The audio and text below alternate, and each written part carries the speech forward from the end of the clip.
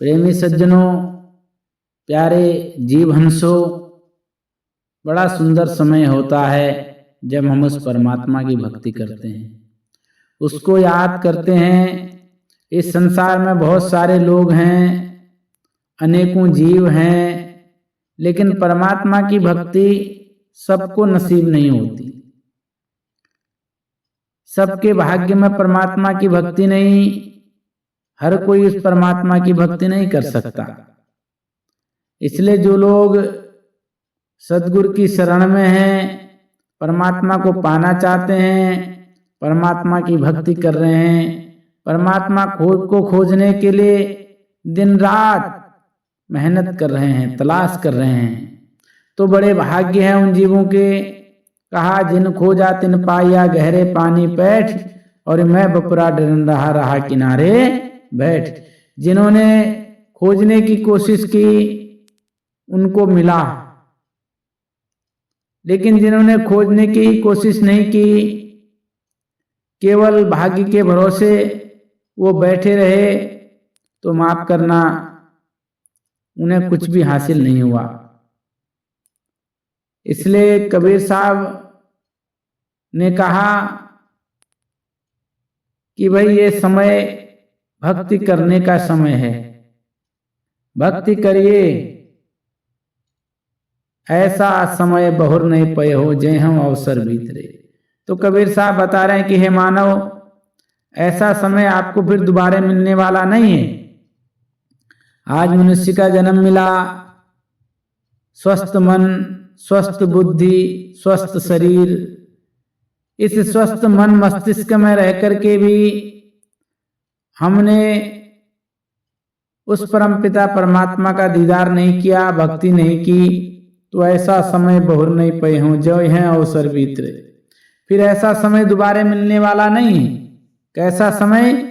आज हमको मनुष्य का जन्म मिला, बड़ा सुंदर जन्म मिला, बड़े भाग मानुष तन पावा, बड़े भाग्य से मनुष्य का शरीर मिला, लेकिन हमने इस मनुष्य को शरीर को कहाँ लगा दिया? दुनिया के रस भोगों में। और इस दुनिया के रस भोग करते करते इस संसार में बड़े बड़े महाराजा, विद्वान, ज्ञानी, पंडित सब चले गए, लेकिन किसी ने भी इस संसार का भोग नहीं कर पाया। इस संसार के भोग पदार्थों ने हमारा भोग कर लिया। क्यों? अज्ञानता के कारण। हमने सोचा संसार की ये चीजें हमारे भोग करने के लिए बनी, लेकिन हम समझ नहीं पाए कि ये संसार की चीजें हमारा भोग कर रही हैं या हम इनका भोग कर रहे हैं। यही भ्रम हमारा जीवन भर बना रहा, और अंत में हम इस संसार में इन्हीं पदार्थों में विलीन हो गए। इसलिए कबीर साहब कहते हैं कि भाई ये अवसर जो है, बड़ा सुंदर अवसर हम आपको प्राप्त हुआ है। इस अवसर में उस परमात्मा की भक्ति नहीं की तो माफ करना, फिर यह अवसर तुम्हें दोबारा प्राप्त होने वाला नहीं है। जय है अवसर भीतरे। जब यह अवसर निकल जाएगा तो फिर बेला हाथ न आएगा, फिर यह समय दोबारा हाथ आने वाला नहीं है। बिनवत हो करी जोर के, सुनियो कृपा निधान, साध संगत सुख दीजिए, दया गरीबी दान। तो कबीर साहब कह रहे हैं कि बिनवत होकर जोर के, सुनियो कृपा निधान, साध संगत सुख दीजिए, दया गरीबी दान। उस परमात्मा को प्राप्त करने के लिए कह रहे हैं कि एक कृपा निधान, निधान कहते हैं भंडार को, जिसके पास दया का भंडार हो, कृपा करने की सामर्थ्य हो, ऐसे सद्गुरु के आगे, ऐसे परमात्मा के आगे मैं विनती करके, हाथ जोड़ के विनती करता हूं। क्या कह रहे हैं कि मुझे क्या चाहिए? इस संसार का कोई भी सुख नहीं चाहिए, बल्कि क्या चाहिए? साध संगत सुख दीजिए। कि मेरी इच्छा है कि मैं साध संगत मुझे मिले, साधु महात्माओं का आशीर्वाद मुझे प्राप्त हो और मुझे दया, गरीबी दान, मुझे काय का दान देना है, इस गरीब को काय का दान देना है, दया का, कि मेरे ऊपर दया कर दीजिए और मुझे साध संगत की संगत मिले। इसलिए कहा कि श्रद्धा भक्ति बढ़ाओ कर संतन की सेवा, श्रद्धा भक्ति बढ़ाओ कर संतन की सेवा, संतों की सेवा करने में भक्ति बढ़ाओ, साध संगत मुख सुख दीजिए। कहा कि संतों की सेवा करने में भक्ति बढ़ाओ, संत मिले तो मैं मिल जाऊं, संत न मुझसे न्यारे।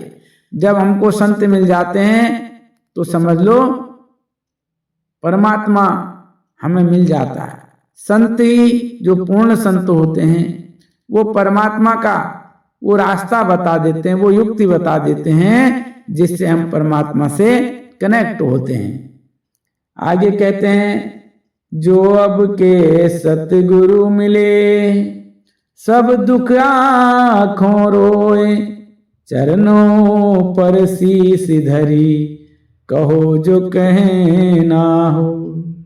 तो कह रहे हैं जो आपके सदगुरु मिले सब दुख आंखों रोए, कि इस बार यह मनुष्य का जन्म हमें मिला है, इस मनुष्य के जन्म मिलने के बाद अगर मुझे सदगुरु मिल गए तो मैं उनके पास जाकर के अपना पूरा दुखड़ा रोऊंगा, पूरी आप बीती बताऊंगा।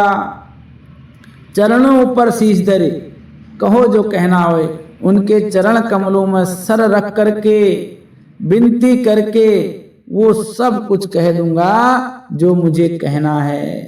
क्यों? क्योंकि केवल एक मनुष्य का ही शरीर ऐसा है जिसे पा करके हम परमात्मा की भक्ति करते हैं। अन्यथा अन्य योनियों में हम परमात्मा की भक्ति नहीं कर सकते, केवल अपने कर्मों का भुगतान कर सकते हैं। तो इसलिए कह रहे हैं जो आपके सदगुरु मिले सब दुख आंखों रोए। इस बार अगर परमात्मा मुझे मिल गए, सदगुरु मुझे मिल गए, तो मैं उनके आगे खूब रोऊंगा, उनके चरणों में शीश रख करके अपनी सारी दास्तां, अपना सारा हाल सदगुरु को बताऊंगा। मेरे सदगुरु मिलेंगे पूछेंगे कुशलात, आदि अंत की सब कहूं और अंतर की बात। कह रहे हैं जब मुझे मेरे सदगुरु मिलेंगे, मेरे वो परमात्मा मिल जाएंगे, तो मेरे कुशलता पूछेंगे, कितना प्रेम है, कितने प्रेम से उस वाणी को कह रहे हैं, कितना भाव है। मेरे सदगुरु मिलेंगे पूछेंगे कुशलात, आदि अंत की सबको और अंतर की बात।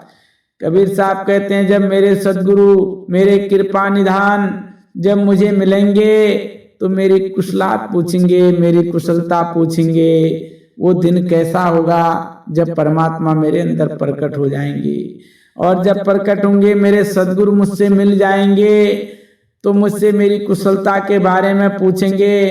तो मैं अपने अंतर की, अपने हृदय की सारी बात, उरंतर की बात, अपने हृदय की सारी बात, आदि से अंत तक की सारी बात अपने गुरु को समर्पण करके सारी बात कह डालूंगा। और कह रहे हैं सुरति करो मेरे साइया, हम हैं बहु माई, आप ही बह जाएंगे जो नहीं पकड़ोगे बाहें।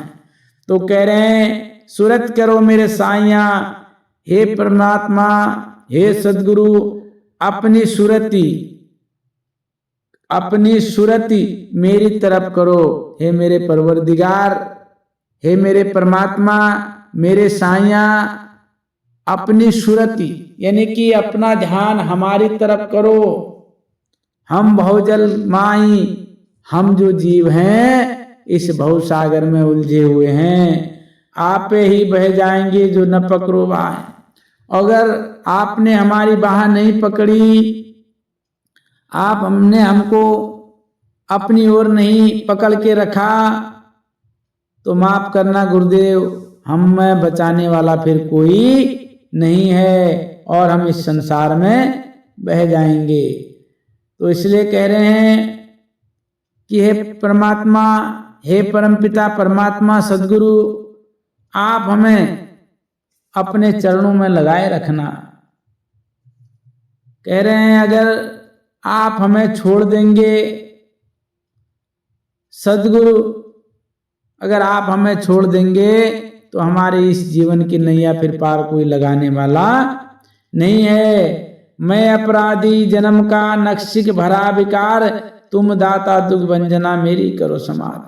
माना कि मैं अपराधी हूं, जन्म जन्म का अपराधी हूं, मेरे पूरे शरीर में विकार भरे हुए, नक्शिक भरा विकार, सर से लेकर पैर के नाखूनों तक पूरे विकार ही विकार भरे पड़े हुए हैं।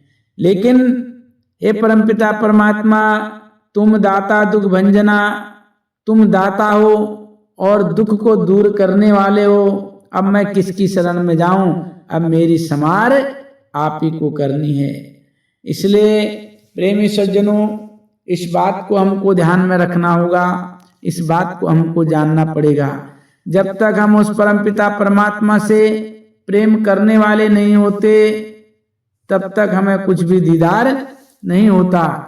और जब हम उस परमपिता परमात्मा से प्रेम करने वाले होते हैं, हमारे अंदर त्याग की भावना आती है, हमारे अंदर सेवा का भाव पैदा होता है, तो वह परमात्मा अपने आप हमको वो रास्ता बताने लगते हैं। तो इसलिए प्रेमी सज्जनों, बड़ा समझने का विषय है। और जब तक